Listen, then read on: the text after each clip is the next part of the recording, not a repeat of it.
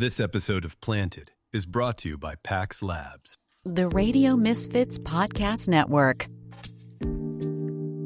Hello, everyone. Welcome to Planted with Sara. I'm Sara, your host, and today on Planted, I'm sitting down with somebody who didn't just witness cannabis culture, he helped define it. From smoky backrooms to packed comedy clubs to becoming a global phenomenon, Tommy Chong has been at the center of cannabis culture for decades. And joining the conversation is Joey Marin, Cheech's son, representing the next generation of cannabis, building businesses in a legal market that didn't exist when Tommy's career began. Tommy, Joey, welcome to Planted. I'm so excited to have you here. Thank you for the beautiful introduction. Well, absolutely. Yeah, I'm just so excited to hear about the history, geek out with you. And Tommy, just so you know, I grew up with the Big Bamboo album, and my mom used those rolling papers, but my husband did too. So I've heard so many stories. Like by the time I got the album, the papers were gone, and I was wondering where that big paper went. And finally, when I was of age, my mom told me, and apparently she was the best roller on her dorm. Well, the papers was just a gimmick. You know, it wasn't meant to. They weren't meant to be used. Right.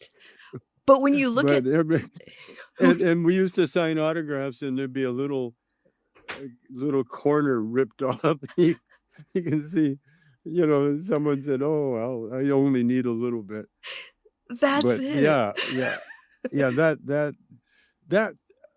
That album cover was a thing of Lou Adler, our record guy, because he was the reason that Cheech and Chong came out of the ranks and made it into the star position. He got us. It was nice, and Lou always used the best artist. In fact, Joey's mom, Patty Hyde, who was a very fine artist, she did one of our album covers. She did that's cool. What was it? The space one. Yeah, Love is Strange. Yeah, Love is Strange. Love is Strange. Yeah, we had so much fun doing it. In fact, the record business was Cheech's favorite time. I can see why. Well, I mean, it brought your voices into so many homes. Like, I remember as a kid, my mom doing Sign the Peppers, Old Man. Oh, yeah. Well, we were the ideal babysitting video. Yeah. Because the kids weren't supposed to watch it, but the babysitters, in order to shut them up, put on Up in Smoke and corrupt the whole country. The whole country was corrupted by Cheech and Chong records. I love that. Do you remember the first time that cannabis became part of your life story? I mean, not just something you tried, but something that you knew was going to stick with you. Who, me or Joey? Oh, I'm sorry, Tommy, you. Me? My first time? Yeah, when you knew that it was going to be part of your life. Oh, no. Hey, listen, I was brought up in Calgary, Alberta, Canada, and we're so far behind in so many ways that we still had Jim Crow laws growing up.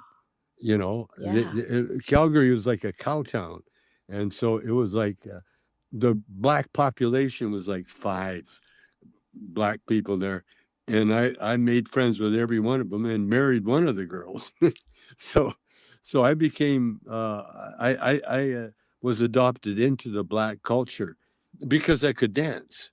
That's why I made the Dancing with the Stars, because I guess in a former reincarnation, I was a black guy dancing, or a black girl. I could have been a black girl, but I learned how to dance, and so then next thing you know, I'm in the black culture, and then being able to play a guitar, country guitar, I hooked up with a star black football player in Calgary, and we put a band together that ended up at Motown.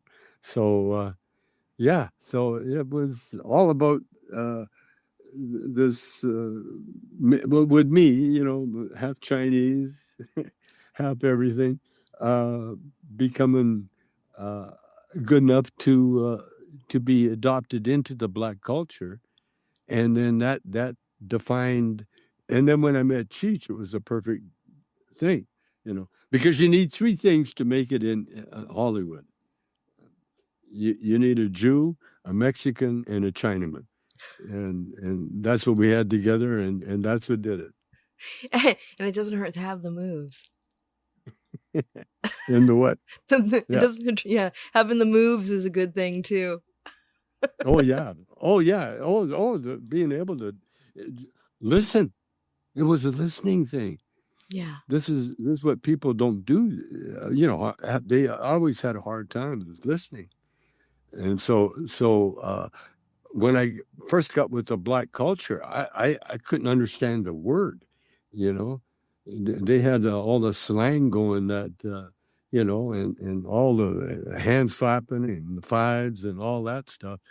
And dissing each other, talking about each other's mamas and all that stuff, Growing up in Calgary, you talk bad about anybody's mama, you're ready to fight,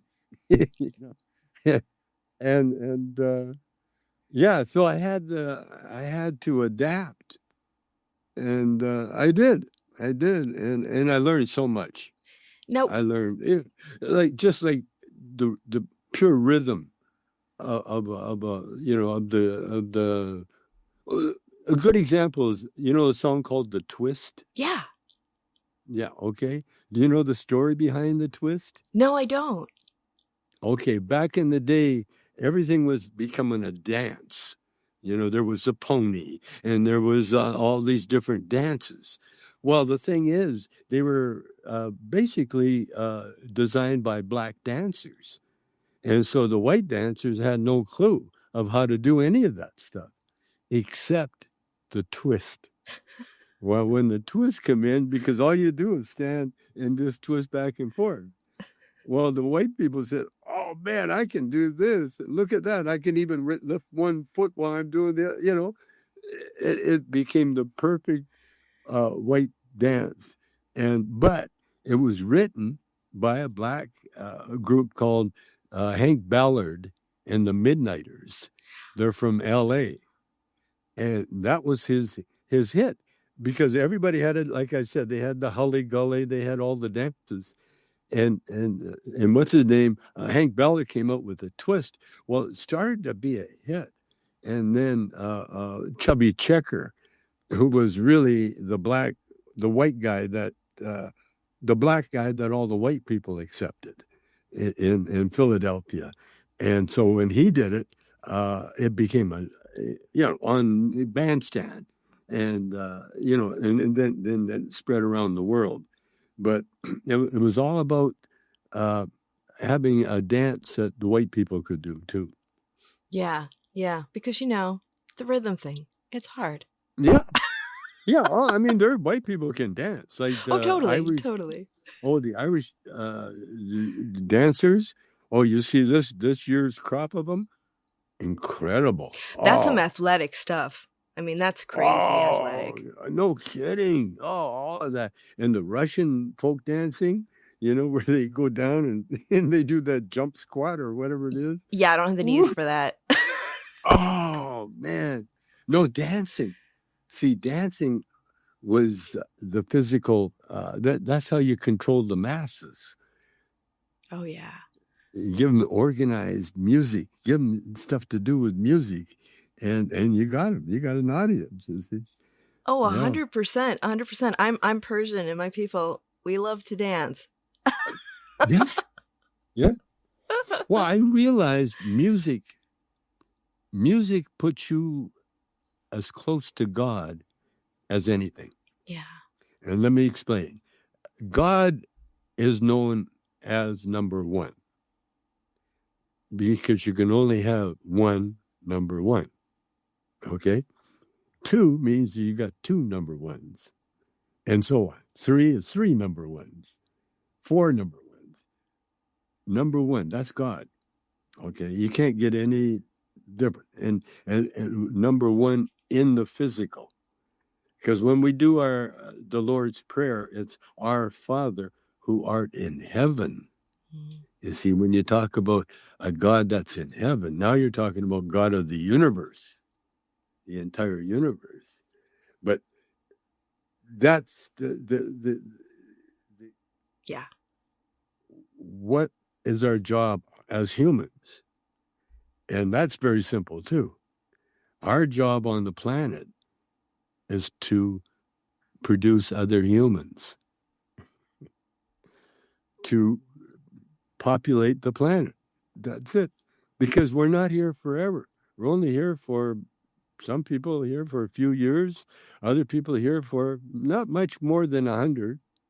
And there's a few that, 120, 130, very few.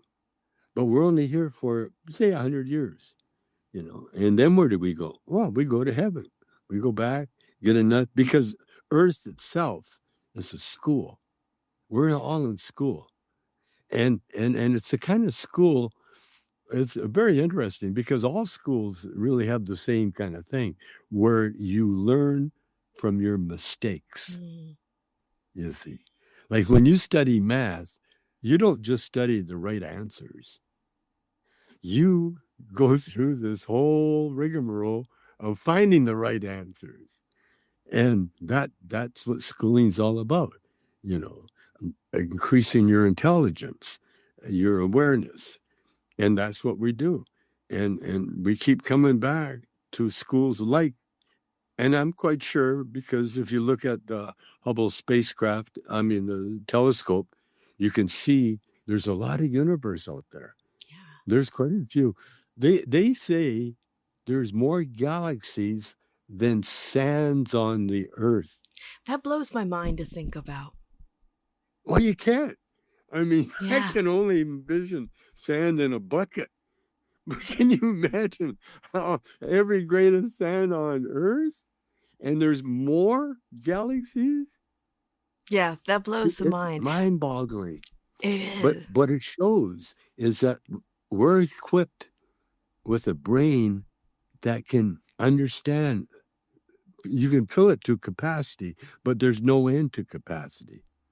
So it depends on all your understanding.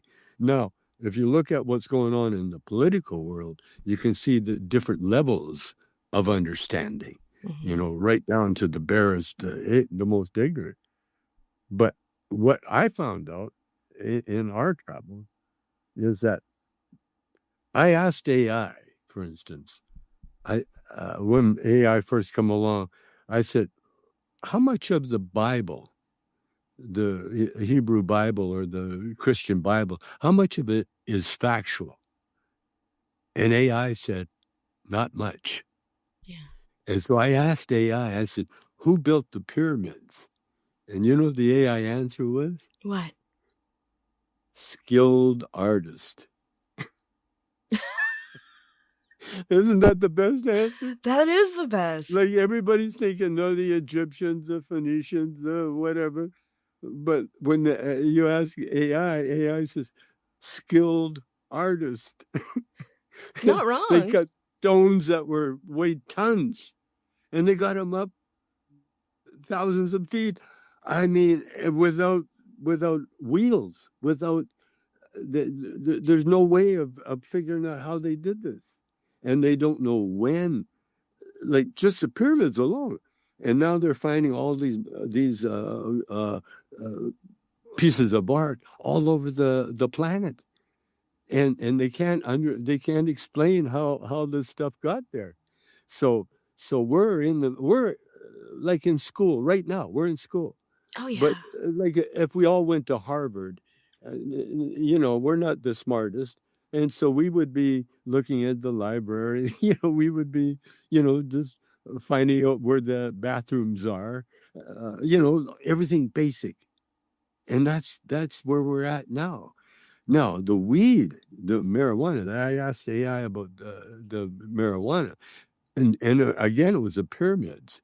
The only thing that they could tell when they built the pyramids was the existence of hemp. Mm-hmm.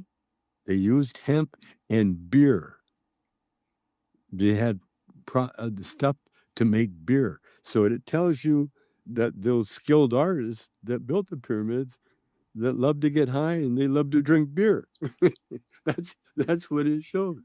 So what we're finding out through education is we're learning what an incredible universe that we live in, you know. And like I met a guy that spent $50,000, I think, to go into space with a Russian spacecraft. Mm-hmm. His name is Tito. He lives up on the mountain above me in the Palisades. Well, I met Tito, and I asked him, why? What was the big deal about saying going to space? Well, it was just the fact that he could afford it. He could pay the 50 grand. I mean, why not? You got that much money. Why not go to space? But the truth is, we don't have to go anywhere. We got drones that will go. We got scientific equipment that we can send to Mars and get more data that we could ever get from any space traveler, any human, go there, because what a human's going to go, oh, wow, this is incredible. This is fantastic. But that's it. A rover can send back, the soil samples, is there water, how old are the rocks? So many things you can say. No, you don't need people in a spacecraft, you see. And so this UFO sightings and all that again, you're sightings drones, Yeah. that would been coming here for eons. And not only coming here, but creating art, creating pyramids. You figure this: the pyramid was the biggest structure on Earth for many centuries. Right. Many centuries. It's one of the last wonders of the world. Still smoking joints? Okay, we need to talk. If you love cannabis but you're still lighting it, let's look at what's actually happening. When you burn flower, you're creating smoke, and that smoke contains harmful compounds like tar, soot, benzene, and formaldehyde. In fact, almost 200 different compounds have been detected in joint smoke. So how do we know this? PAX decided to study it. In controlled lab testing, they compared joint smoke to vapor from their devices, using the same flower under the same conditions, and measured 16 key harmful compounds. The result is pretty striking. Vaporization reduced those compounds by more than 95%, because when you heat cannabis instead of burning it, you change what you inhale. You still get cannabinoids and flavor, just without all the extra stuff that comes from smoke. This isn't about judgment, it's about information. If you want to learn more, go to pax.com/science. Pax is setting higher standards so you can smoke less smoke. And for Planted listeners, get 20% off at pax.com with code PLANTED20. Yes. And how many of those blenders were built by people from the heavens? Because that like, a good example. Like, I've been obsessed on this on television, and they said that the Chinese always had a dragon, Mm-hmm. in their culture. Well, now there's historians that believe that they were talking about a spacecraft. Really? From the heavens. It looks like a dragon. Could be breathing fire, out of the nostrils, smoke, the vapor trail of a spacecraft, Mm-hmm. you see. And if it was big enough to carry equipment or whatever they did it back in the day, now you got people, again, there was no writing back there. It was just talking. They had storytellers that would travel around the world, and they'd be invited in. I think it was the Irish. I think it was the Irish that the troubadours. That's what they were called, and they would go around the globe, bringing word of great things from different cultures and food and that, Well, So speaking of troubadours, I mean, in many ways, you and Cheech, with your music yes, and your comedy, you were troubadours in your own right. and we started at the Troubadour. There you go. There's a club called the Troubadour, and that's what Cheech and we would pretend. Well, we'd sign up like folk singers. and then we get on stage and we do our comedy, but like folk singers. Right. Yeah, you're right. You're right. Yeah. That's how Yeah, my husband so- got his first record deal, was winning a contest at the Troubadour. Yes, your husband. Yeah. Yeah. Well, Yeah. that's where we got discovered. In fact, we were doing a showcase for Warner Brothers record Hmm. when Lou Adler kind of dropped in uninvited and kind of swooped us up because Warner Brothers, by the time, they never had made an offer. Lou Adler said, "Come on down, come into his office, meet him." And so Cheech and I went down there and met Lou in his office. And I had no idea who Lou was. Cheech, of course, knew. And when I went into his office, all I saw were these Carole King gold records everywhere, And so Lou said, "How can I help you?" And I didn't tell Cheech this, but I says, "We want to make a comedy record." And the look on Cheech's face was priceless. He just gave me that Cheech look, that, oh, really? We're going to make a comedy record?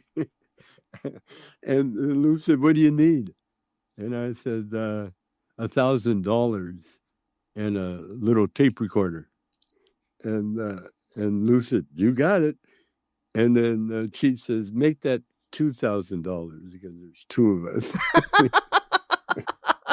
There's a good businessman for you. Yeah. So we each got 1,000. That's and awesome. The first thing, Shelby, my girlfriend or wife at the time, she says she bought a car because we never had a car. Mm-hmm. And so she bought a little MG sports car that only sat technically two people. And I had two daughters with another marriage and a daughter with Shelby and then Shelby too. So it was all about style. Yeah. It was not about comfort. So we had that for a while, but oh man, our career. And when we got with Lou, that changed everything. Oh, see, sure. that was the Jew that we needed. See. And when the three, like Cheech and Chong and Lou Adler, unbeatable. No, that was a magical combo. I mean, going unbeatable. Into that time, how did cannabis intersect with your creativity in those early days? How did cannabis come into play in those early days with your creativity? Well, cannabis? Yeah. Everything. Cheech and I would meet to record. And the first thing we would do, go to the bathroom first. Of course. And that took a while. And then we'd say, "You got anything to smoke?" Yep. And so we'd light up. And then we'd say, "You hungry?" Yeah. So we'd go have something to eat. Now, when we come back, one of us would have just a glimmer of what we wanted to do. And then we would start talking about it. Mm-hmm. And then Cheech would either tell me stories and I'd tell him stories. And then when we start recording, we'd just get a couple of things. We were so connected. Well, of course, we started in a titty bar in Canada. So as we comedians were do, performing every night. Oh yeah, in a titty bar. Yeah, Cheech. I had another straight guy working, and his wife found out that he was in a titty bar because I attracted real actors, and this guy Rick Lenz was a real actor, and he was an old vaudevillian, so he had a lot of these great vaudevillian bits, and so, but his wife found out what he was doing, with the strippers. And she was a very devout Christian, I imagine. Anyway, she made him quit.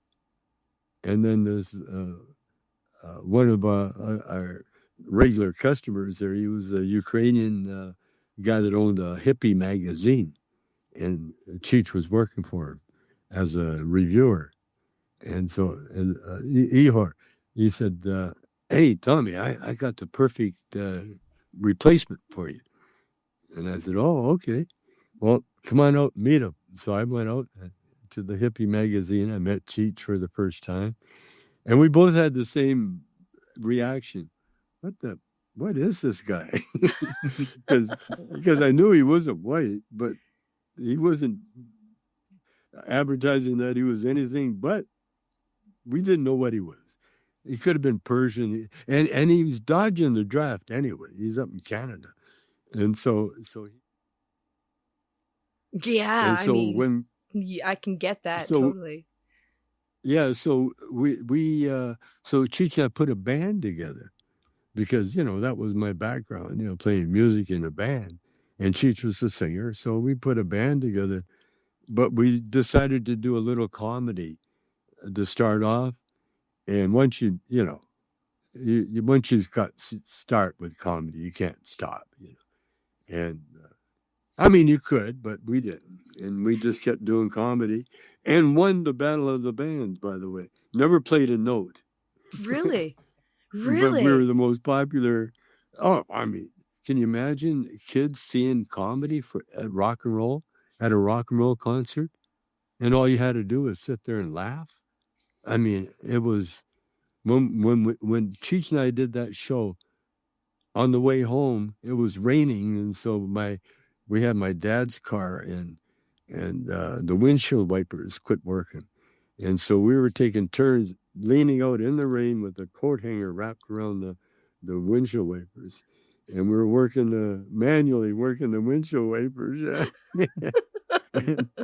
and we're at the same time trying to figure out what to call ourselves. And Richard and Tommy, no. Marin and Chong, no. And I said to Cheech, don't you have a nickname? He said, yeah, Cheech. And then I said, Cheech and Chong.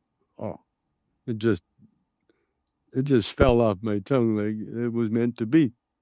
I love Cheech and that. Chong, of course. Well, And then one time when we came to LA, one of the gigs we had was playing in noontime at UCLA, basically in front of the faculty and the people. And so we did a show. And then after the show, one of the professors came up and started talking to us. And she said she's a linguist. And she thought it was so interesting that we used a nickname, a first name and a last name, to the first time that they think of it, to describe a comedy team with a first name and a last name, Cheech and Chong. And it worked. And she said, and then another guitar player from Vancouver, he had heard about my Motown year. mm-hmm. And so he was in Vancouver when I met Cheech. And he was actually, he wrote the first bit that, not Cheech and I, but the acting troupe of ours, we did the one that Cheech saw. Because what happened, because we never let anybody in the titty bar know that we were changing from strip club to improvisational comedy. We just put on a bit, and they're all sitting there waiting for naked chicks to come out. And instead, we had my first partner, Dave. He had this funny hat, cowboy hat, and a scarf, and he went out and sang this horrible song. I dream of Jeannie with the white brown furrier, because Jeannie is my favorite wired hair terrier. And then all the bikers and all the guys, they're looking at me. It was silence. And then I come out of the back door. We had doors set up, and it looked like I just woke up, and I was shirtless, and barefoot, and I had my pants on, but I had a roll-up newspaper, and I kicked the door open, and I came out, And David's looking at me, and I had this, and I said, "What kind of effing song is that?" And I started beating him with this rolled up newspaper. Well, the audience went nuts because it was what they wanted to do. I was wondering, I was going to ask you that. It's like Yeah. you played out their dreams in that moment. But it was written. See, all this was serendipity. Hi, Planted listeners. This is Hirsch Jane. I've worked in California cannabis for a decade, and today I'm proud to work with Humboldt Family Farms. We're a collective of legacy farmers in Humboldt County. And from July 17th to August 2nd, we'll be part of the cannabis experience at the California State Fair in Sacramento. This year, the fair celebrates the 30th anniversary of Prop 215, which legalized medical cannabis in California. This is deeply personal for us. Many of our farming families have cultivated cannabis for patients for decades from the same land in Humboldt County. Everything we produce reflects that rich tradition. Sun-grown cannabis, living soil, legacy genetics, and terpene-rich flower. If you're visiting the California State Fair, stop by to meet the Humboldt Family Farms team and experience legacy cannabis. If you can't make it, you can find Humboldt Family Farms products across California through Navis, including at Embark, Culture, Purple Lotus, California Street Cannabis, and Flower Co. Learn more at HumboldtFamilyFarms.com. You know, it just happened. It just came out. People, think about this. Gare Delorme was in Edmonton. The next thing you know, he's in Vancouver writing a bit, literally. Mm-hmm. Say, this is the bit you got to do. And he was right. Oh, we got so much comedy from him. The music that we did, Mama Talking to Me, that Eric My Eye song that we did? Yeah. Gay Delorme wrote that. Really? Yeah, Cheech was dating Joni Mitchell. And we're over at Cheech's house, and him and Joni were coming out of the bedroom. Gay happened to stay over there all night, and Gay comes out. He goes, "Hey, Tommy, listen to this. Mama talking to me. Da da da da da da da da da da da da da da da. That's all he had was Mama talking to me. Da da da da da da da. Then he had da da da da da da da da. All these great jazz changes, and so I took the song and added the rest of the lyrics to it, and then she sang it, and it became one of our biggest hits. What did Joni think of it? She loved, Joni was funny. She says, she was kind of disputing because when we did Canadians, we would say, "Hey, what do you think of that, eh? Hey, and what, hey?" And she never knew until she met us that Canadians would say "hey" at the end of every sentence, "eh?" Hey. But she loved us. We had her play George Harrison from the Beatles play on the song on that Basketball Jones. Oh yeah, I remember that. Yeah, that's George Harrison's guitar in the beginning. Is it? That's his introduction. Because I used to hang with wild. George. I used to get high with George all the time. And then, so Lou Adler said, "George, come on, do the intro." And he described it and everything. And George said, "I suppose." And they asked George, "Do you think Cheech Chong are funny?" And George says, "I suppose so." I suppose so. I had David Crosby on the show, and we were talking about Joni, and he talked about how she was more talented than all the guys, and he had. She was so beautiful. Yeah.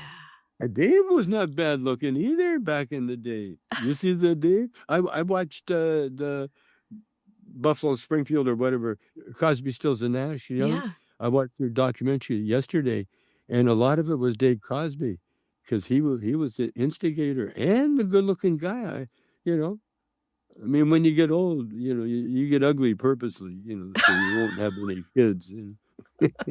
But when you're young, boy, all the birds, they were all pretty hot looking. He's still a charmer to the very end. Still a charmer. Joni was so beautiful. Yeah. Wow. And so Just take your talented. breath away. She was so gorgeous. Yeah. Yeah, great. Yeah, that was great times.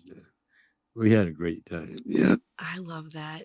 Was there a moment in the beginning of your career where you thought, I mean, I know you felt like all these things were coming together, but when were you like, this is I'm part of something bigger? Probably we opened for the Stones one time. They did a benefit. Mick was married to or going with a Nicaraguan girl at the time, and they had a horrible earthquake, and they needed help, and so they did a benefit for the Nicaragua, and that's when Cheech and Chong were. We opened for the Stones. Mm-hmm. That was the whole thing, and I think that was being backstage with as the Stones were warming up. I'm quite sure Cheech and I kind of looked at each other and said, "Wow," because it was a forum, it was packed, and this is before Eddie Murphy and all of them were doing forum gigs, Mm-hmm. and so it was the first time comedy had been displayed on that big of a venue, and it was Cheech and Chong, and so those are experiences that one and done, one of a kind. Yeah. Oh, Then after absolutely. that, we went on tour. Peter Sellers was a big fan, and he arranged a whole England tour for us. And when that happened too, again, we were treated like royalty.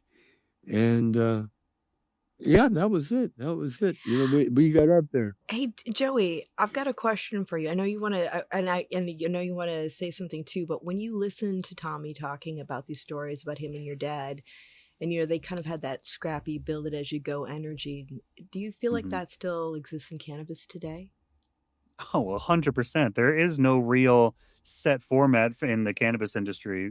We can take cues from other industries, like alcohol is a good example for advertising and distribution. But right now, we're just pretty much making it as we go with legalization, opening up more markets across the United States and globally. We're just able to take this and make what we want out of it. There's a lot of hurdles along the way, a lot of stuff we have to figure out in real time, but I feel like it's going in the right direction. But I just wanted to add on Tommy's notes about being bigger than something else. My dad told me about this one show where Bob Marley and the Wailers opened for Cheech and Chong. Really? Yeah. That's when you know you've made it. Right. I love that. Yeah, that was good. And it was when Nixon went to China for the ping pong diplomacy. My great uncle was on that trip with him. He was on his Secret Service detail. He used to stay up all night and play cards with Nixon. Oh, isn't that small world, huh? Because we started the show off by hitting Cheech and Chong ping pong balls into the audience to celebrate Nixon's opening of China. It wasn't that historical. Yeah. It was the Chinese that discovered marijuana like 5,000 years ago, and they had it down as a medicine for cancer. And any kind of cancer, like especially abdominal and skin. And skin cancer, yeah. The Chinese knew, Oh, yeah. Because you know how the Chinese medical system worked back then? The doctors were paid to keep the emperors alive. If the emperors died for whatever reason, the doctors would be executed. Wow, that's a lot of pressure. Yeah. Yeah. Because the emperors were considered, untouchables. But if they got sick and their doctors didn't fix them. So that's why the doctors did everything they could do to keep everybody alive. And that's how they come up with the I Ching, Mm-hmm. the exercise. And it's based on animals.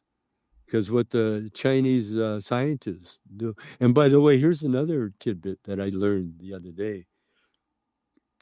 America, all the politicians are usually lawyers or legally trained. In China, the Politburo that runs China, they're all engineers.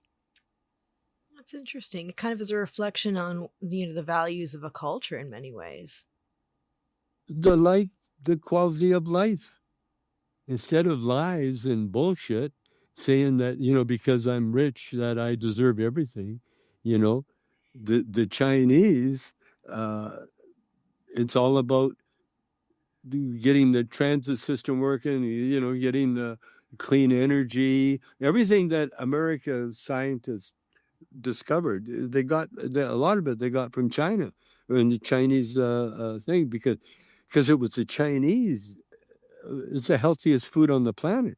My wife doesn't think so, but the Chinese have always, again, they got this from cooking for the emperors. You see. And when you cook for the emperors, because that was their whole thing was food. See, China had gone through some incredible droughts and famine.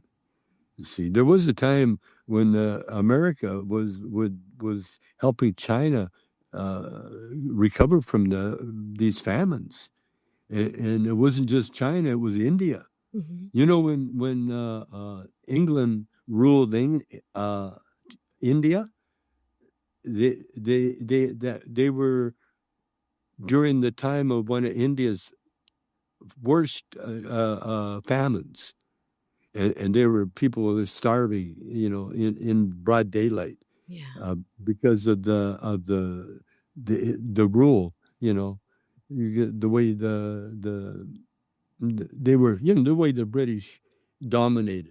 Back then it was who had the biggest guns and it could kill the most people. But isn't that interesting that like China has got a transit system that doesn't need energy, electrical energy. Did you know that? I didn't know They that. use That's what they fascinating. call magnets, electromagnets. Oh, well, they have so many advances. I mean, even when you look at whether we're talking Yeah. about hemp or cannabis, it's the same plant, but I've noticed that a lot of companies that make products out of hemp, China is their source because they say that they're doing it the best. They have the best sourcing. The best. They never stopped. They never had any stupid law. And their anti-drug laws they worked very effective. Yeah. If you're addicted to anything, they just kill you. Yeah. Well, that's There's no that. treatment. There's just boom, you're done. Jeez.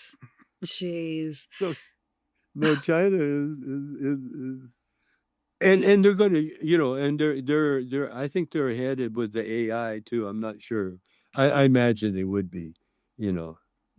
because yeah, no, China. Well, that's what Marco Polo found out. He went to China, found out their food. How they, because that's what they found out how to feed people. You know how the Chinese got rid of a one famine?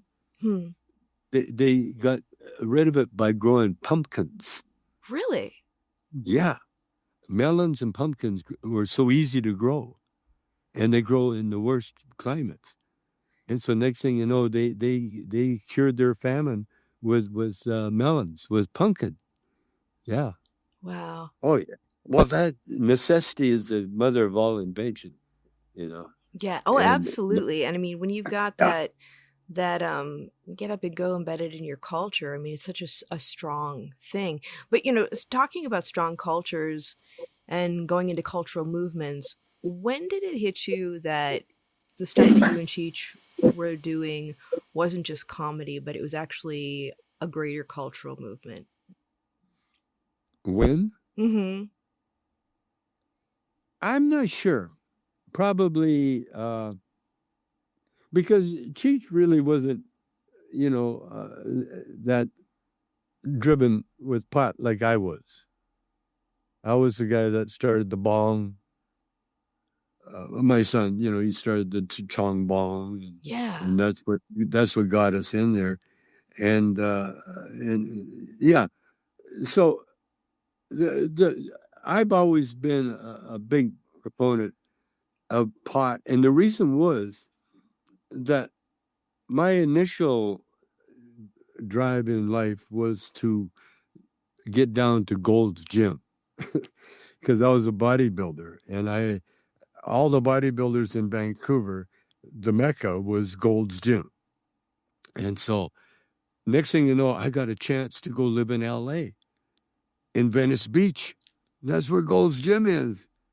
Well, when I got there, I found out that these guys were so healthy that if they took a swig of 7-Up, they'd spit it out because they didn't want that sugar in their system. But they all smoked pot. And the reason is that they instinctively knew that it was healthy. Yeah, it give you an appetite, but it give you an appetite for the healthiest food on the planet, or it gives you that ability to not eat, to pass on food, you see. Mm-hmm. Even though you're hungry, you know that because you got a contest that it's going to make you millions of dollars or thousands of dollars, but you can't eat that, no problem. That's what pot it fires up the creativity, Yeah. And so much creativity came out of the first decade of your career, not only from you guys, but there was just so much art, music. It was like movies were really doing a lot of interesting things. You were part of something that was way bigger than yourselves, and that it feels like there are these times in human existence where these come out. Look at Van Gogh. Yeah. Van Gogh. I mean, he was almost like a primitive, but he was so talented and so high. he was. I mean, he was. That's how he paid his rent. He'd paint a picture for the landlady, and the landlady, what are you going to do with this? So she used it to fix up her chicken coop. She had a few of his paintings in there as walls on her chicken coop. This is Van Gogh. This is millions of dollars worth of paint. Oh my God! Well, that paid off in the end. Here's a tidbit for you that I love laying on people. You know the word drugstore? Yeah. Okay, you know the genesis of that? You know where that started from? No. Think about it. The word drugstore. Where did we hear that? It's just drugs, right? Right. Yeah. It comes from the Dutch word droog, which means to dry. Really? So when you harvested your pot, you brought it to the droog store to dry. And when you wanted to buy your pot, you went to the droog store. And you bought your dried out pot. As the time goes by, next thing you know, you're buying your drugs at the drugstore. They just kept it there. And see, that's another tidbit. That goes way back. Oh, again, the Chinese said this was medicine, Yeah. The people from India, they considered a religious... like a sacrament in many ways. Substance. Yeah. Yeah. Yeah, absolutely. Religion. And then with the work that you did in the culture during this time, you really helped bring a lot of the conversations mainstream. Joey, what is it like building an industry that Tommy helped, and your dad actually helped bring into the mainstream? This episode is brought to you by Fat Nugs Magazine, a global perspective of cannabis and stoner culture as a bridge to the rest of the world. Right now, you can join Fat Nugs Magazine, Beard Bros Farms, Freedom Grow, and Jailed for Weed in the upcoming Prisoners Edition and help spotlight current and past cannabis prisoners and their stories, because no one should be in jail for a plant. Find Fat Nugs Magazine's beautiful print copies at your local dispensary, fatnugsmag.com, and on socials. Cannabis culture welcomes us all. Well, it's really been exciting to be able to carry the torch on for them, especially with the family name attached to it. Building on that, it's been quite an undertaking, just because of the weight of the names and the weight that it carries across the entire industry. Like, anyone over 30, you would ask, who is Cheech Chong? Like, oh wow, they're cannabis legends. Like, historical records are based on these guys' comedy. And I have you've met so many people on tour that have Cheech and Chong tattoos on their body.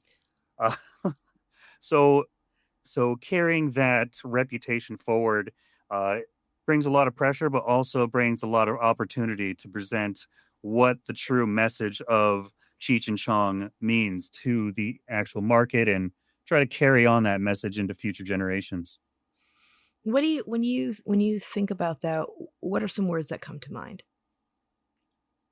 Legacy, quality, consistency, and value.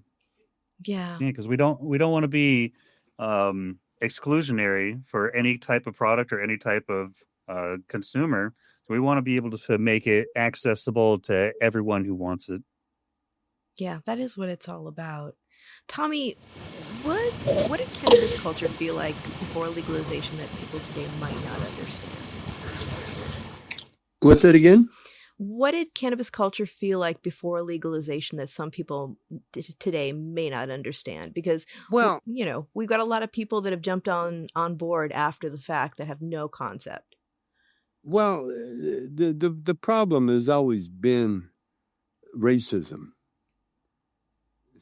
Yeah.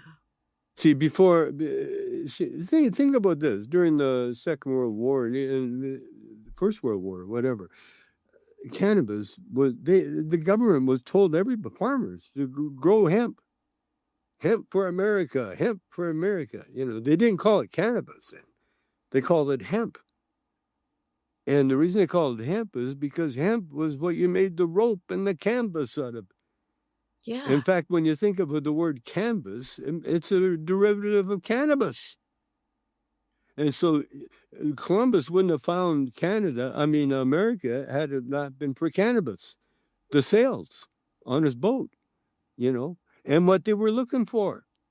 Queen Isabella needed her pot because I think she had some menstrual problems or something. And India was where they were getting their pot from. And so Columbus says, we got to find a quicker way to get to India, And so that's what he started out to do. But again, when you're dealing with cannabis, it gets you high. And when you get high, sometimes you be in a closet and you can't find the front door, So it's not the best thing to be doing if you got to do things like find out how to get home, stuff like that. But the thing is about, again, everything, all religions all have one thing in common. They all agree on one thing. That's all religion. There is only God. That's the Muslim thing. Mm-hmm. I just say it, Allah Akbar or something, but there is only God. The Jews, only God. The Jews were the ones that discovered the invisible God. They're up until the Jews, everybody was worshiping statues or idols, things. The sun, the moon, they were worshiping a lion or a monkey or something physical, a rock or a piece of wood. But the Jews figured out, no, God is invisible. God is spiritual. And once you come to that conclusion, now you're on the right path. You see, now you're a bit you're allowed to get more knowledge. You see, because that's what's happening. It's all about knowledge, and the more we study cannabis, hemp, the crazier and the more it's so good. It's a food. Yeah. Think about that. It's a plant that you can eat, and it's a plant that can, like I say, cure cancer, all sorts of things, and put you so close to God that you're so stoned, all you can do is just shut up and listen. And when you do that, then the messages come in. How do you think Dylan wrote all those songs? You ask Dylan about it. He doesn't know. He doesn't know. It just came. I know the feeling. Right. I'd never written a song or a poem or anything. I did a little shot of cocaine and a lot of pot. Next thing you know, I'm writing a song. And it was because it was time to write a song, and that's what I did. You get that divine spark. Again, yeah, it wasn't me. It wasn't me. And then a lot of times I get on stage, and next thing you know, I'm on a kick, going somewhere that I don't even know. I've had my wife who appears with me a lot of times on stage, she or Paris, my son will come out and kind of help Grandpa get back on track, because I get carried away sometimes and I forget where I am. But it's all about being close to God. Yeah. Now, I don't know if I said this, but I asked AI about the Bible. He said a lot of it's just stories. I asked AI, I said, Father, the Son, and the Holy Ghost. And AI said, well, the Father is God. The Son is the people. And the Holy Ghost is God's representative to us. We each have a Holy Ghost. That's who we pray to. That's who finds you parking spots when you drive somewhere and say, oh, where's that? Where's my parking spot? Oh, there it is. That's who helps you find your glasses when you know where are they, or your phone, or helps you remember a number or a name. That's the Holy Ghost. But you got to acknowledge the Holy Ghost. See, that's why in the Lord's Prayer is hallowed be thy name.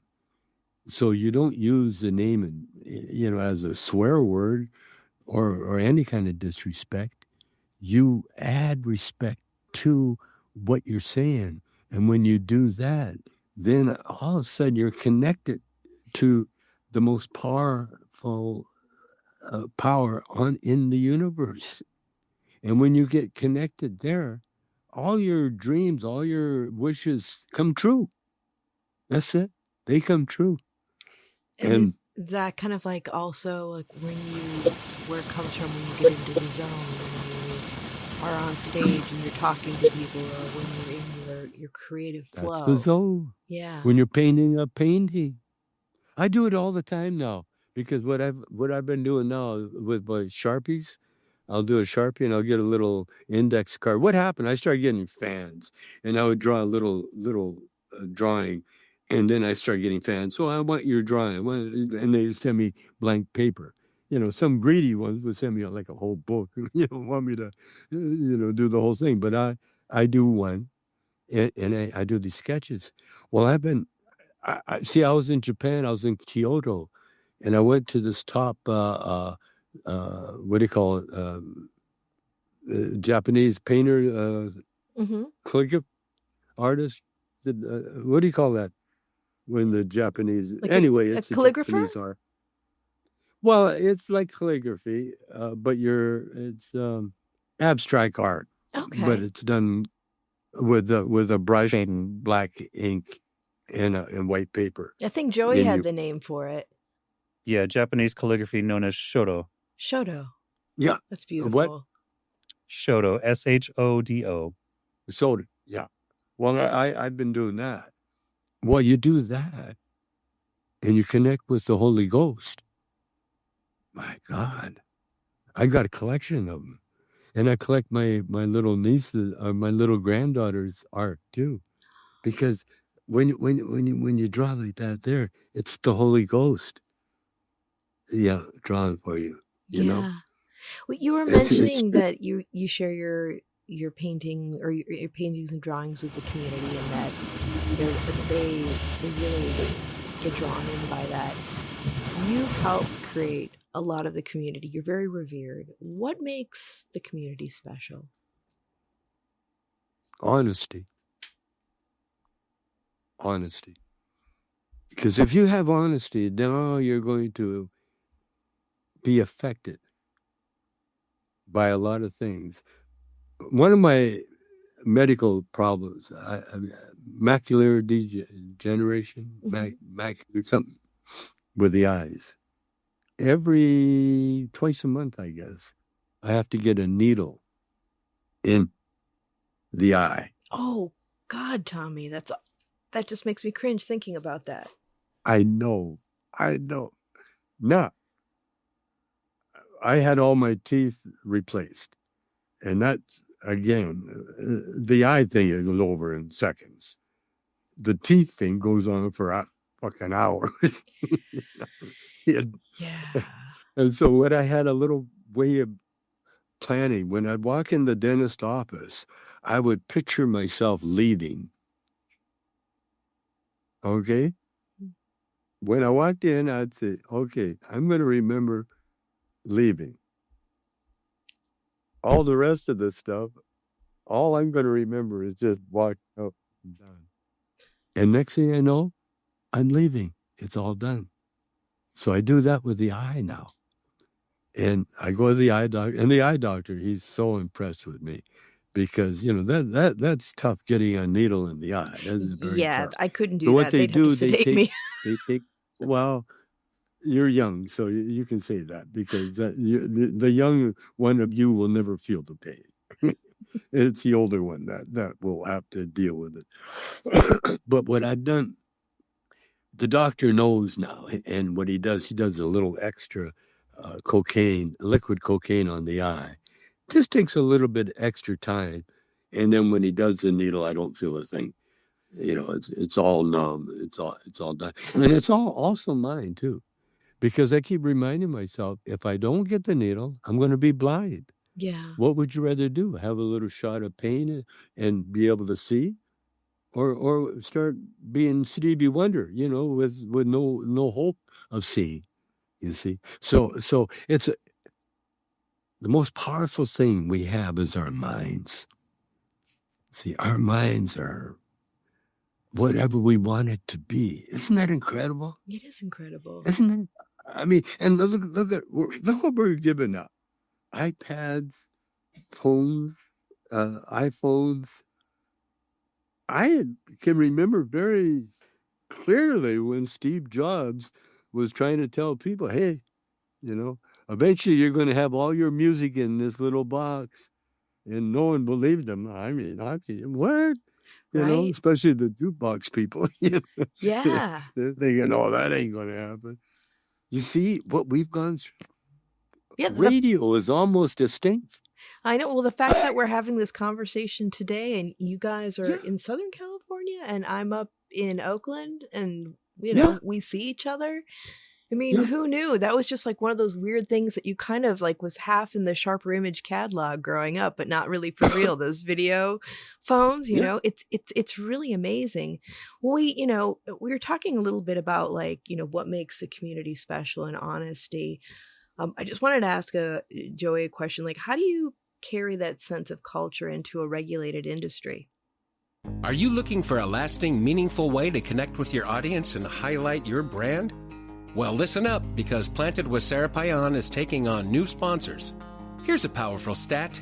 20% of listeners are more likely to support brands they hear about on a trusted podcast. And 60% actually look up that product after hearing about it. That's the power of podcasting. Planted with Sara Payan has a unique draw. With remarkable guests, we attract and engage audience that spans all sides of the cannabis spectrum. Picture your message reaching these listeners time and again. Podcast ads are evergreen, meaning your brand stays relevant as new audiences discover and binge past episodes. It's a long-term investment that keeps on giving. If you're looking for a targeted, passionate audience with lasting impact, the right listeners are here waiting to meet your brand. Visit plantedwithsara.com to get a copy of our sponsorship deck today. Well, the main thing I try to do is maintain authenticity. Mm-hmm. So all of the products that we put out into the market, I personally curate and enjoy myself. And as a lifelong cannabis advocate, I've been working with cannabis for 24 years now.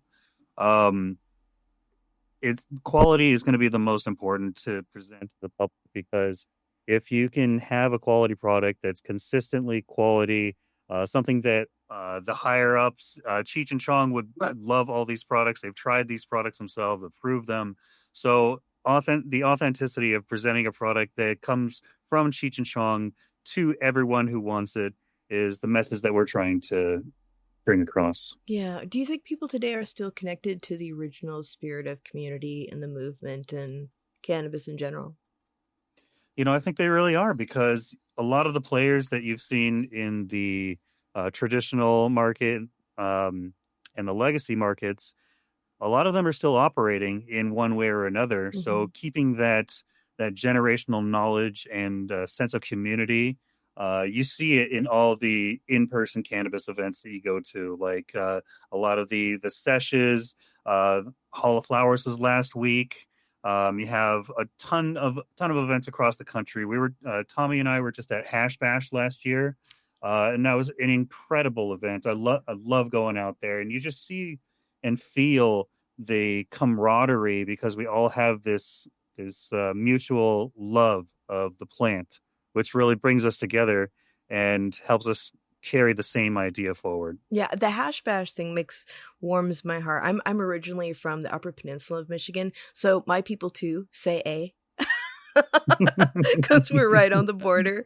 But like growing up, you could go to jail for resin in your pipe, and Hash Bash was like the one bastion of like cultural freedom in cannabis in Michigan. Because you went to Ann Arbor, you got caught with weed, it was $5. Everywhere else, you went to jail for less. And now to see them growing as an industry in that state it's amazing. You know what pissed me off at Ann Arbor? What? Last time I was there, the hotel charged me $200 because I smoked in the room. They can't charge you. That's not right. That just goes with the territory. Tell me about it. Jeez. I was invited. Next thing I know, I look at the bill.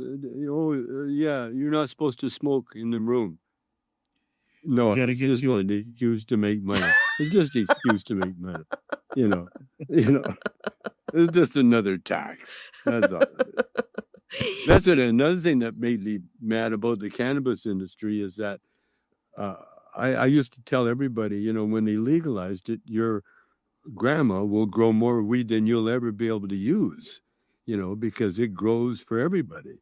In fact, I got James Keech, Stacy Keech's brother. Uh-huh. He grows as a hobby, and he gave me about 4 of these big jars filled with weed, and so I was practicing a way to roll them. Because the old way wasn't working. And so I practiced on that. Joey, I got jars of joints all over the house. But I love anything to do with cannabis. I love growing it. I love to roll it. I love to pick it. I'm the kind of guy, if I drop a bud on the floor, I'll get on hands and knees to find it. Because that's how much respect I have. Is there anything about cannabis culture that you worry we might lose? No, what? that you worry that we might lose in the culture? No. God's in charge. Yeah. You don't have to worry. You don't have to worry. You lose what you don't need, you know. Yeah, it's constantly changing. I mean, I think You know, mostly, you know what everybody loses is a reputation. You know, no one cares anymore. You know, like Jack Herrera. You know, there's a handful of people now that remember Jack, but out of sight, out of mind. You know, there's someone to fill in Jack's spot. You know, it never stops. See, the cannabis it keeps going. Yeah. As we're talking, there's some buds growing here. The whole thing, it's all about education. Yeah. It's all, Yeah. 100%. and what you had to do to learn. That's why you got to have patience with people that are ignorant, you know, and you got to, no hate, no dislike, just stay out of the way, you know, just don't come out, you know, don't get triggered for nothing, you know. That's why when Trump had the ICE agents and all that, you know, and the protests and everything, it was like that's what they wanted. You know, they wanted something. But think about it. If no one protested and everybody just ignored them, they'd look pretty stupid, you know. And no one would have been killed, you know. You got to ignore them and resist not. See, that's the key. If you resist, you're going to get hurt. Like martial arts. The only time martial arts work is if someone else's energy is being used against you.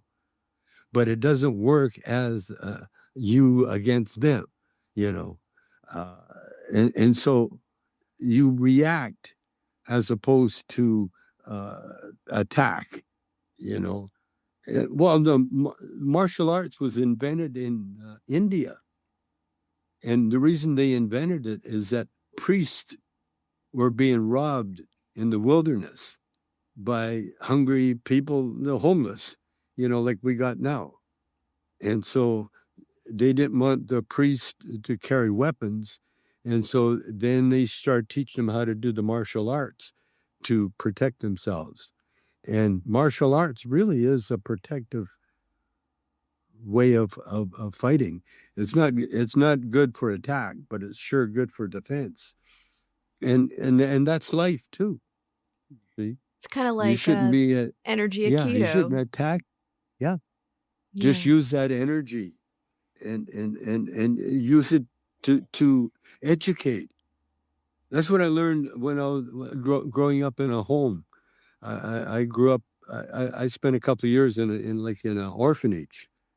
And the way to stay out of trouble is to hang with the big guys. You don't have to be with them, but just in their shadow. And then no bullies will bother you, you know. And I was thinking about my childhood, you know, a lot. Well, as you get older, that's what happens. And being in the home, you know, the one thing that experience I never experienced as a kid, you know what that was? What? Riding a tricycle. I'd never rode a tricycle because when I was in the home, I was too small and all the big kids had them. You know, we only had a few toys and all the good toys were taken by the older, bigger kids. Little kids, you weren't left with nothing. And so I remember seeing a tricycle and it was empty and I thought, oh, I'm going to go have my first ride. And when I got close to it, the other bigger kid come along, and I don't know if he pushed me, but anyway, he took it. And so what I learned is nice. If you want something, you be really nice. And if you can entertain the guy, if you can make your enemy or the big guy you're scared of, you can make him laugh for whatever reason, then now you got a friend, you got a protector. So that's how I learned. That's what really how I learned to be open. My brother, on the other hand, was the opposite because he was 3 years older than me. And when he went to school, he had to go to the public school. And because he was from the home, he fought his way there and back. And he became addicted to fighting, And so my brother was always in a brawl somewhere. And the toughest guys back then, they would find each other and there'd be a fight, Yeah, you know what I'm saying. I do. I mean, it's there's like, always some crazies that were. There's always like the one who does the laughter as the medicine, and then there's the theory of, knock the biggest guy down first, and that way nobody will mess with you the rest of the time. They're very different schools of thought. And they're the ones that always got some scars on them somewhere. Oh, there's usually a broken nose somewhere. Yeah, always a broken nose or the eyes. Yeah. I never liked that look. I couldn't do it. Same. Yeah, that's why I learned how to be nice and how to be funny. And then when Cheech and I got together, that was his thing too. Because he wasn't that tall, and so he would entertain, and he always hung out with a big guy. Always had a big friend, and that's what when we met each other, it was like a marriage meant in heaven. It was so perfect because, we're just as perfect as can be. Now, when I sing country songs, and talk about, because country songs are always about the woman leaving them, and so when I sing it, I think about Cheech, our breakup. Oh. And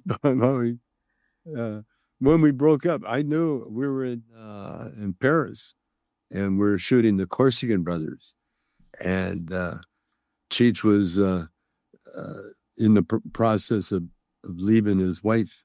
That's in the movie, and like I was part of the divorce settlement, I guess, because that's the last movie that we did together, and it was one of our best, too.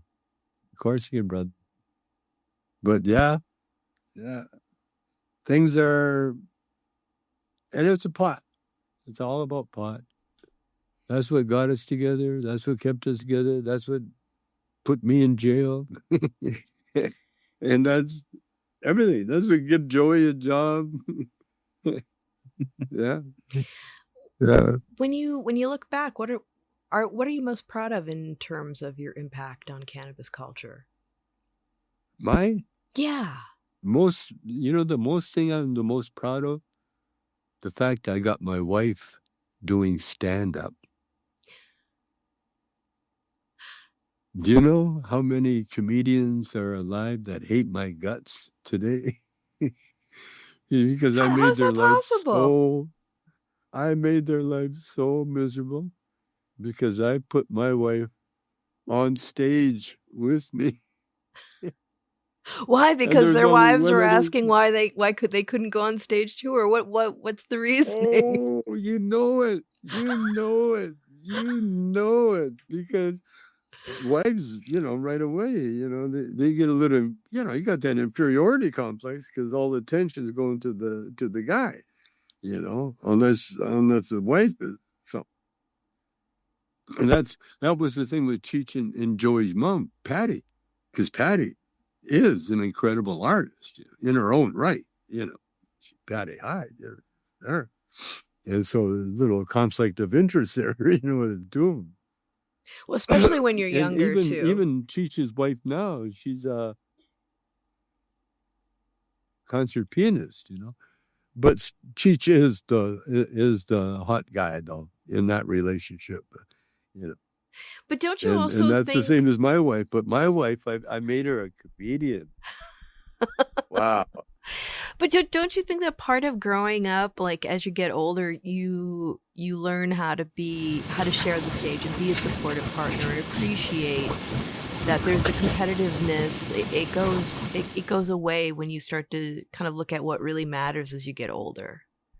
Oh, I mean, I never intended to be a comedian. That was never my dream.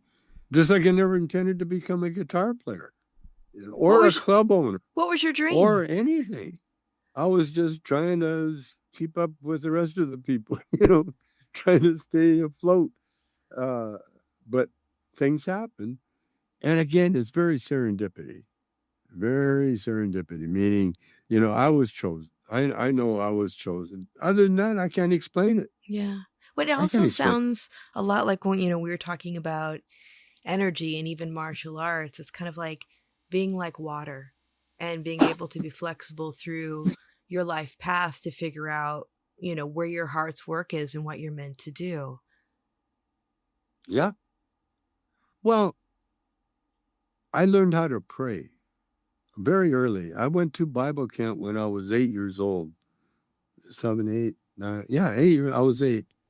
And it was like part of a series, because I was in a Salvation Army orphanage, and then I went to Bible camp. And so there's this whole indoctrination, but it was done so beautifully because at Bible camp, all we did was I had these pretty girls read scripture stories, Noah, the flood, or the being caught in the whale, and all these great biblical stories. But what they did at night, they taught us how to pray. And once I learned how to pray, my life just changed. I was never that great in school because I learned more from real life, having to work different jobs, that kind of skill, being a country skill. See, when you're in the country, when people want help, you don't say, how much am I going to get paid? No, ever. You don't ever say that. And the only thing you say is, well, what should I wear? Is it going to be a heavy? Is it going to be whatever?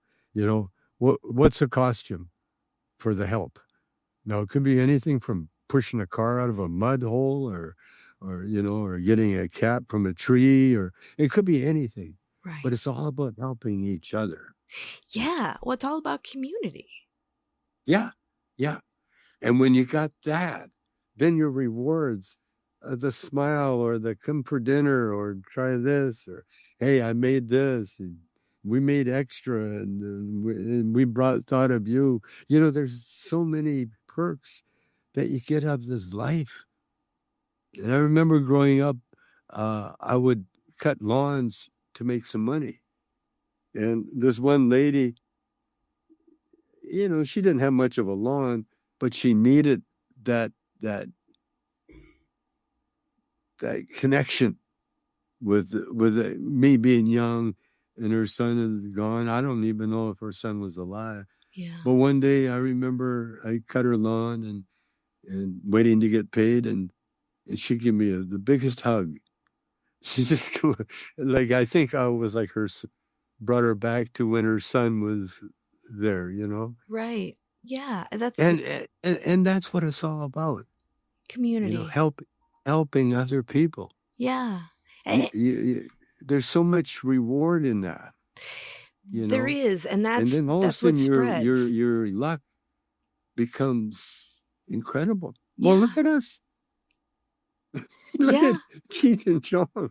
I mean, we're together over 50 years. That's a lot of time. Can you imagine? No, and it's you imagine the mailbox money that Cheech and I have been getting for like 50 years, and the culture you've built. And actually, Joey, what do you think about protecting that culture while building a business? Well, I think it's extremely important to maintain the culture that we built over the generations, hundreds of generations. I mean, like Tommy said before, the first instance of cannabis use was in ancient China in the traditional Chinese medicine. And now, even with his comments on cannabis moving to India for religious ceremonial ceremonial rituals, like consuming it in bang lassi, the cannabis-infused wine. Presenting these traditions and maintaining the culture and celebrating the history of cannabis is extremely important to me and Cheech and Chong, because they are part of that cannabis history in culture, and we want to maintain our trajectory in this historical context. And as somebody who has the business hat on, where do you see the tension between authenticity and scale? Well, see, that's a hard part, because as you scale up, authenticity typically takes a back seat in regards to maintaining a bottom line. So my preference is to have, instead of one huge manufacturer or producer, having a network of boutique growers, so they can have more control on a smaller room and get higher quality, lower yields but higher quality, and then having a whole network of these talented growers, just creating such a wonderful catalog of products to bring to the market. I think that's a great way to maintain quality as you scale up. But I see a lot of concerning issues popping up in the industry where there's a lot of corporate takeovers of traditional cannabis operators, and then the quality dips once a corporate takeover happens. So it's really important for us at Cheech and Chong Cannabis Company to maintain that connection with the audience, and regarding all of their concerns and comments that they submit through the website. And we take those suggestions to heart, especially me with the product development. Basically, long story short, we try to have boutique quality products at scale, so we can maintain the same quality around the world. Yeah, it's so important. I was the head of education for the apothecarium dispensaries for many years. And the biggest draw, especially before we were acquired, was, small producers having that authentic connection, people visiting us, educating them, having conversations, and really looking at it in a very heartfelt way that was very grassroots. And I think that it's really amazing that with everything, that your platform, that you're able to, and to really scale that. What's cannabis taught your generation, whether in business or community? Cannabis has taught my generation to avoid alcohol and maintain a more healthy lifestyle with the incorporation of cannabis into daily tasks. For example, Tommy was talking about these bodybuilders at Gold's Gym using cannabis to maintain their health. I train physically pretty rigorously, and I don't really take any pills or prescriptions or anything like that for pain management or anything. Mm-hmm. So I'm eating 50 to 100 milligrams of edibles every day. I'm taking dabs during my gym sessions so I can reduce inflammation, increase my muscle-mind connection, and just help maintain pain.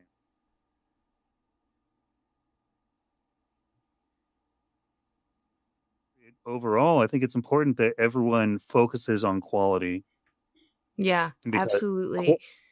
And I think, sometimes people, when they think about those of us who are utilizing cannabis throughout the day, they automatically think of stuff that really knocks you out. But the thing that people need to realize is that there are so many different modes of use, cultivars, and also then when you're getting into the chemovars. And for myself, I love using CBD during the day to have a clear mind.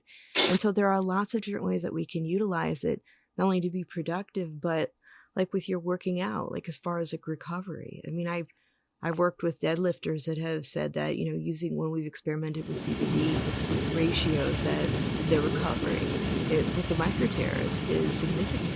And there's a lot to be said for those of us who tolerate phytocannabinoids. incorporating that into our life for general wellness. Oh man, it's so refreshing to hear you say that, because you mentioned CBG. We actually use CBC and CBG in our Legends line for the daytime experience, and then CBD and CBN for our nighttime experience, which is the Chong experience. So exploring into the minor cannabinoids is really effective for education, especially at scale, because these inputs can be synthesized using hemp and then reintroduced to keep the cost down and make it more affordable to an everyday consumer. Yeah. And I think that, with that comes normalization, because when people realize, I think our society has this weird thing about feeling good and euphoria.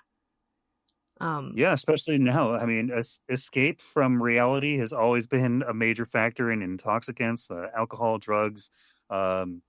So we feel that in times of economic uncertainty and societal instability, having that momentary escape or release from the stressors of everyday life is going to be incredibly valuable going forward. Yeah, for sure. I was still teaching online during the pandemic, and for my anxiety, sleep, and depression classes, I got over 200 people from all over the world coming on to those, because they're like, well, now's the time to try, or now's the time to revisit, because I'm feeling a lot of discomfort and I need something to get me through.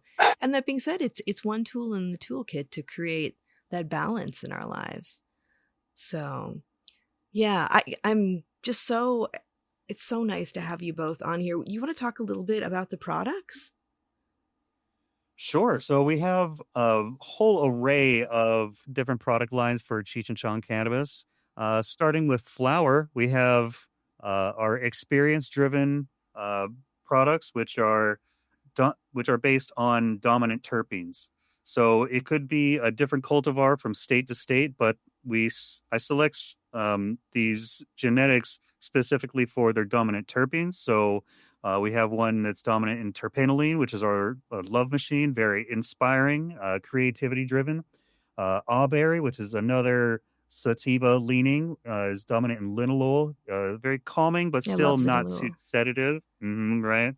And then we have Stadenko, which is dominant in caryophyllene, kind of the middle of the road. A lot of candies are dominant in that terpene. Then we have Yeska, which is dominant in limonene, also another daytime hybrid, very good at controlling inflammation and anxiety. And then we have two more experiences. One is the drooler, which is dominant in myrcene, so that gassy hit, like just couch lock, face melting. And then finally we have our lowrider, which is, kind of middle of the roads indica, that's dominant in pinene. So we have those in eighths, quarters, halves, and then also in pre-rolls. We also have infused pre-rolls with terpene infused distillate, cryo-treated distillate for infusing pre-rolls. Is really smooth and flavorful. We also have solventless infused pre-rolls. So we have bubble hash as well as hash holes with rosin. We have a hydrocarbon extract line, our cosmic concentrates, which we have different consistencies based on a dabber's preference on temperature. Mm-hmm. And then I'm very excited about the Legends line, which is THC plus the minor cannabinoids, as well as, and they come in two different delivery methods. One is gummies and also an all-in-one vape. Something like this. Oh, right on. Okay. Yeah. So these ones, the daytime, have THC, CBC, CBG, and live terpenes. So those are a really great experience. You were mentioning the hash and the hash holes. Hash has a special place in my heart, and when I do a lot of cup judging, I tend to get the pre-rolls. So every time the hash holes are in the judging kit, I always get really excited by that. Oh yeah, those are some boutique quality products. I actually just developed an SOP for the brand, so we can start cranking those out at mass. That's awesome. That's awesome. Hey, Tommy, I know Yeah. we're gonna wrap up soon. I'm had so much fun talking with you, but I wanted to ask you a question, but I wanted to give you a choice of which one you want to answer, because I usually start out our episode asking about your first cannabis experience, but I wanted to get that from you. Or what's one cannabis story you've never told on a podcast before? Dealer's choice. Wow. I can't remember what I did 2 seconds ago.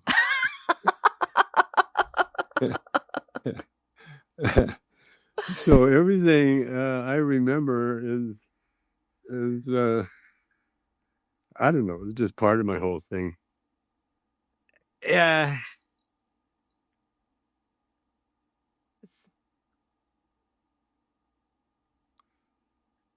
I don't, the cannabis thing, when I was in prison, they tried to violate me. They had the whole prison was told that if they got me to smoke weed, they would have their sentence knocked off. They would get time off their sentences. And so when I came in there, I got offered weed every day from everybody, and and then as soon as they'd offer it to me, a half hour later they would have me come in for a drug test. They were very obvious about it. Wow. Well, I made up my mind when I got caught up in that, that it was all about cannabis. So what I did, I made a vow with myself that I would not smoke. The minute I got busted, I quit smoking, and I quit everything. In fact, I messed up my shoulder because I took all the weed I had, put it in a box, and I was trying to hide it up in a loft, and the ladder went under, and I grabbed something by mistake, and I wrecked my arm. But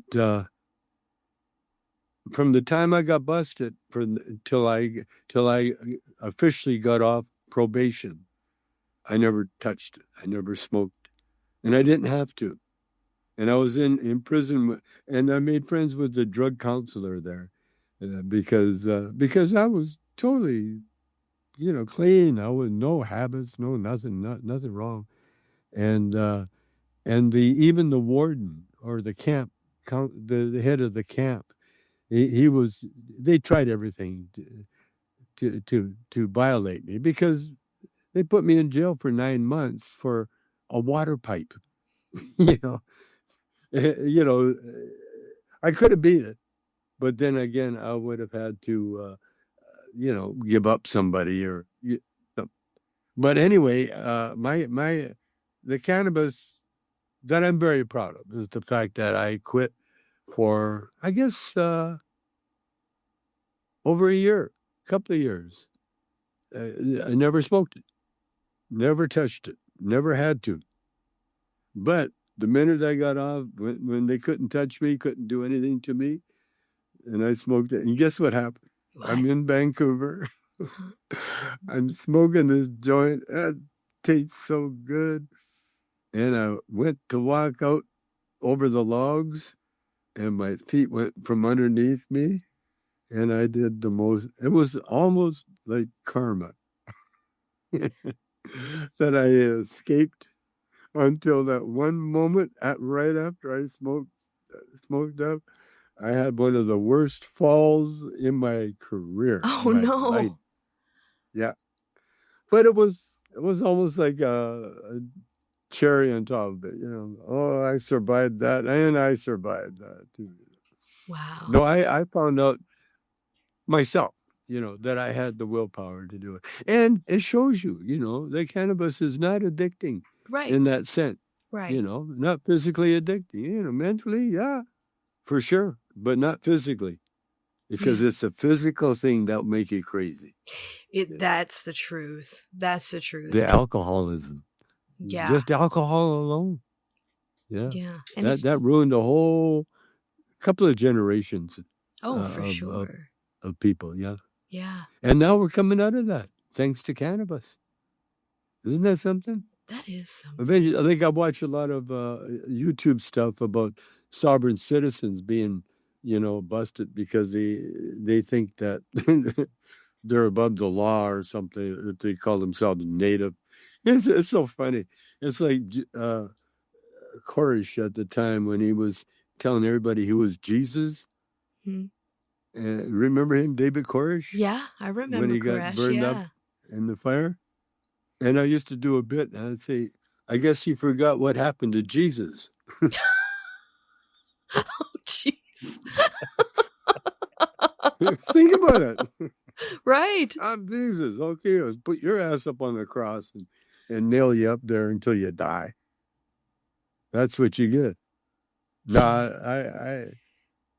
the cannabis is always been my life. As soon as I found out about it, I always had respect for it. I never abused. I guess the most abused I did was doing cocaine.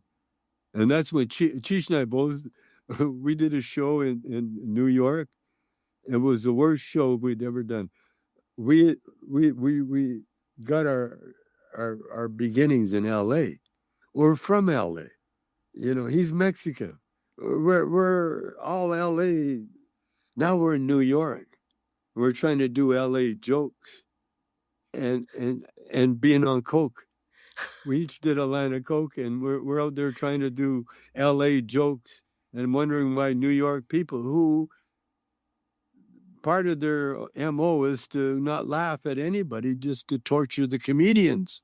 Oh, yeah, and they're hard on musicians, too. You try to tune your guitar, and they'll boo you off stage. Yeah. Oh, New York is horrible. Horrible. But I'll tell you, that's the experiences that changes your life. Because Cheech and I never did cocaine after that. After that show, it was like, no, we can't do coke. Because, it affects your judgment.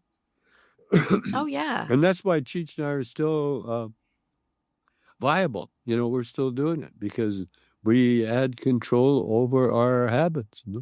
Yeah, well, you're wise enough to know what works for you and what doesn't, and to be able to set that aside. And that's part of the battle in life, right? Like, some people get it, some people, for whatever reason, don't. Yeah.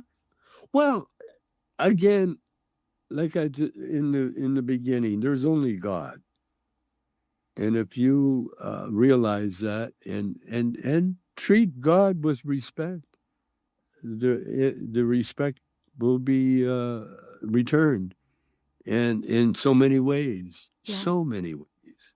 Sometimes it's a parking spot. Other times it's a life.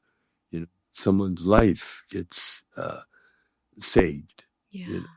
You don't know, but that's why we're here. Yeah. That's why we got Joey and the Jazz and the whole clan. People ask me about my family. Well, the Chinese have a saying: when Dad works, the family works.